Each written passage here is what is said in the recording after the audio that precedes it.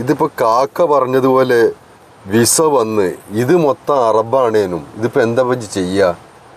ആ ബാബുവിനെ വിളിച്ചൊന്ന് ചോദിച്ചു നോക്കാം. അപ്പൊ അതാ നല്ലത്.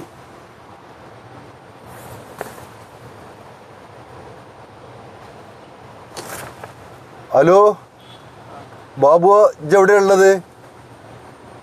ഞാൻ അതാ വരുന്നേ.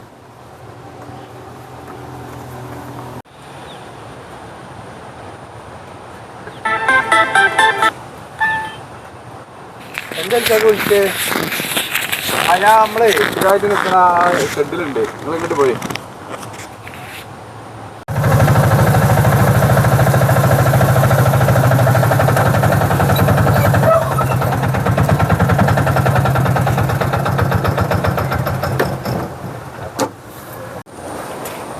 എന്തിനാ അൽക്കാക്ക നിങ്ങൾ വിളിച്ചേ?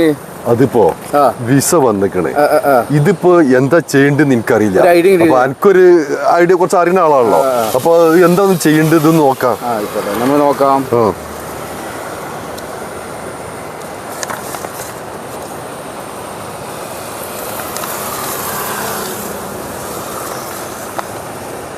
അലിക്കാക്ക, ഇത് ഫുള്ള് അറബിയാണ്.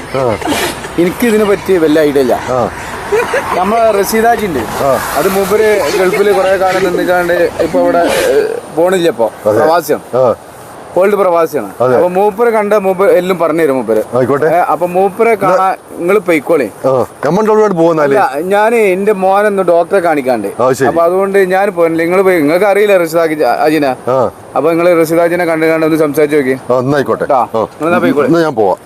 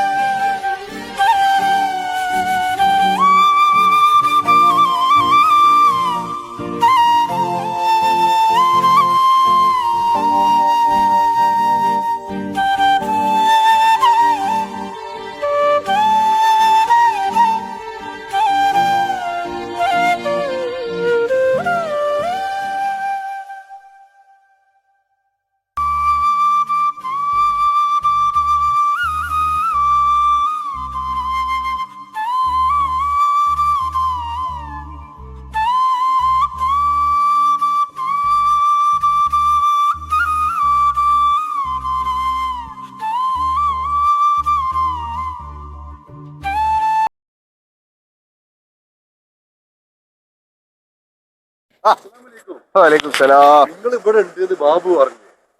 അപ്പൊ ഞാന് ഞായറാഴ്ച ഒക്കെ ആവുമ്പോ ഇവിടെ ഉണ്ടായാലും പിന്നെ അത് കുറച്ചേരം ഒരു സമാധാനമാണ്. ഇവിടെ ഇങ്ങനെ ഈ കാറ്റും ഈ ഒച്ചപ്പാടൊക്കെ കേട്ട് ഇങ്ങനെ നിൽക്കാൻ അയ്യാഴ്ചയാണ് ഇങ്ങോട്ട് വരുന്നത്. എന്താ ഇപ്പൊ എന്റെ പ്രശ്നം? ഇപ്പൊ തോന്നുള്ളൂ. ഇപ്പൊ എനിക്ക് ഓട്ടർഷോ ഓട്ടിട്ട് ആരെങ്കിലും കഴിച്ചിലായ ആൾക്കാരുണ്ടോ? കാലാകാലം അത് ഉറ്റലേനല്ലേ. ഇപ്പൊ എന്താ എന്നിട്ട് ഉദ്ദേശം? ഞാൻ വിസ വന്നിക്കണേ.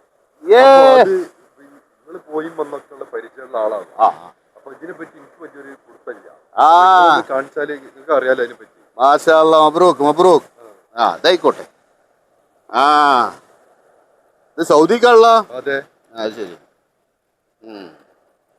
മോസസത്തൽ രാജി, ഇതൊരു അൽരാജി പറഞ്ഞൊരു കമ്പനിക്കാണ് കേട്ടാ. പിന്നെ ഇപ്പൊ എന്താ അറിയണ്ടേ?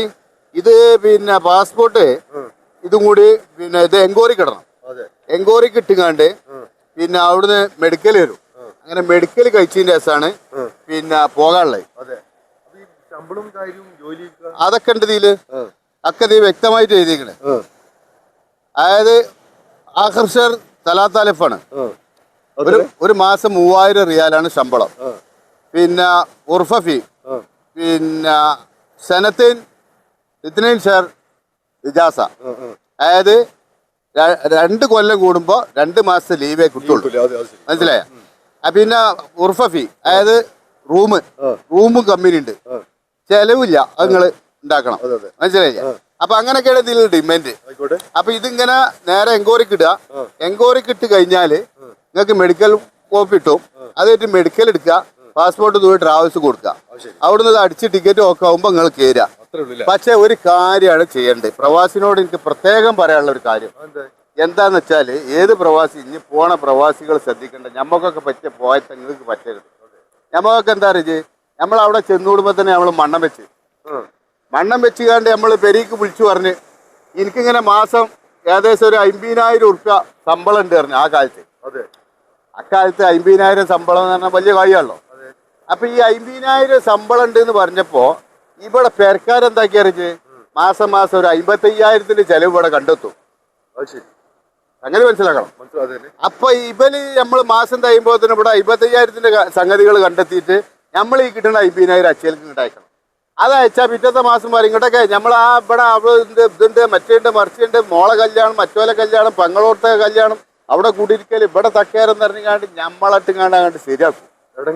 അപ്പൊ അതിന് എന്ത് ചെയ്യണമെന്ന് അറിഞ്ഞ് ഇതിലിപ്പോ 3000 റിയാൽ എന്ന് പറഞ്ഞാൽ ഇന്നത്തെ 70,000 ഉറുപ്പ്യന്റെ മേലെ എനിക്ക് ശമ്പളമായി. അത് മനസ്സിലാക്കി. അവിടെ ചെന്ന് ഇറങ്ങി വിടുമ്പോ മണ്ണം വെക്കാൻ വേണ്ടി ഞാൻ ഇവിടെ എത്തിക്കണ് എനിക്ക് സുഖമാണ് 10,000-70,000 ഉറുപ്പ്യ ശമ്പളം ഉണ്ടെന്ന് മാത്രം പെരയിൽ പറയും. പെരക്കാരോട് പറയാം ഒരു 10,000-12,000 ഉറുപ്പ്യ എനിക്ക് ശമ്പളം കിട്ടും. അതിലിപ്പോ ഒരു 4,000 ഉറുപ്പ്യ ഇവിടെ ചെലവ് തിന്നലും കുടിച്ചാലൊക്കെ ആയിട്ട് വരും. ഒരു 5 ഉറുപ്പ്യ എങ്ങനെ മാസം അയക്കാം. ബാക്കി 4 അടുത്ത് 2 ഉറുപ്പ്യ ഉണ്ടാവുള്ളൂ എന്ന് പറയാം. അപ്പൊ എന്താവും എന്നറിയിച്ച് ആ ബാക്കിയുള്ള കായ് എൻ്റെ അടുത്ത് ഉണ്ടാവും. ഇവര് ഈ 5,000 ഉറുപ്പ്യ കൊണ്ടുള്ള സംഗതികളെ നാട്ടിൽ നടത്തുള്ളൂ. അനക്ക് എൻ്റെ ബുദ്ധിമുട്ടില്ലാതെ കുറച്ചു കാലം പണിയെടുത്താല് അനക്ക് മര്യാദക്ക് കുട്ടികളെയും മക്കളെയും പേരെയും കൂടിയൊക്കെ ആയിട്ട് ഇവിടെ കുട്ടിറക്കാം. അല്ല എന്നുണ്ടെങ്കിൽ ആ മണ്ണം വെച്ചുകൊണ്ട് എനിക്ക് 3,000 ഇവിടെ കിട്ടുന്നുണ്ടെന്ന് പറഞ്ഞാൽ അതിന്റെ ഇറച്ചി ചെലവ് ഇവിടെ നാട്ടിൽ വില കണ്ടെത്തും. അതോടുകൂടി ഇത് കാലാകാലം ആ സൗദി അറേബ്യയിൽ നിന്ന് തിരിച്ചു കയറാൻ എനിക്ക് പറ്റൂല. അപ്പൊ അത് പോണോല് ആദ്യം ശ്രദ്ധിക്കേണ്ട കാര്യം ഇതാണ്. ശമ്പളം എത്ര ഉണ്ടെന്ന് അവിടുന്ന് ഒരിക്കലും പറയരുത്. വളരെ കുറച്ച് പറയാം. എന്നിട്ട് അതുകൊണ്ട് കഴിയണ രീതിയിൽ ബലി ഇവിടെ കഴിഞ്ഞോട്ടെ. അപ്പോഴേ നിങ്ങൾക്ക് ഇത് മുന്നോട്ട് പോകുള്ളൂ. അല്ലാതെ ഗൾഫിക്ക് പോയിട്ട് കാര്യമില്ല. ഈ ഓർഡർ ഷോട്ടിനെക്കാട്ടും കട്ടേക്കാരം. മനസ്സിലായോ? അപ്പൊ അത് നേരെ ട്രാവൽസ് കൊണ്ടുപോയി കേട്ടോ, മെഡിക്കലിന് ഇട്ടാളാം. എന്നാ ശരി, കാണാം.